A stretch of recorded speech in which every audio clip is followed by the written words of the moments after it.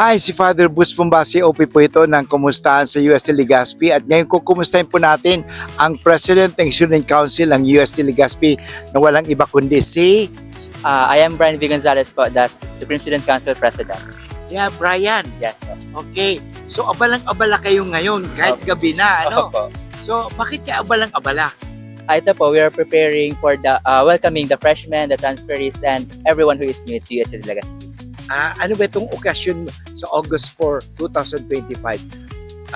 Ito yung tinatawag na Mass of the Holy Spirit, Opo, yung Mass of the Holy Spirit po, Bunyag, Bunyag, saka Dagos po. Dagos. Opo. Ano ang gagawin sa Dagos?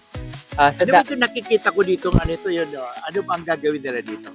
So dito po sa Dagos, so isa po itong symbolic rite. So as Dagos means Tuloy kayo. tuloy po kayo. So UST welcome. Legazpi is welcoming everyone to UST Legazpi. Ayan po. Yes. So, talagang ito ay para sa mga freshmen and new transferees, Opo. Yes po. and newcomers sa ano. Yes. So, ano ang palang i-expect nila dito? Kasi halimbawa kung baguhan dito, anong i-expect ko pa? Ano ba ang makikita ko? Ano ba ang may experience ko pala dito sa bukas? So, pinaka-emphasis po talaga dito is yung warm welcome po ng UST community sa mga new students po. Yan Yeah.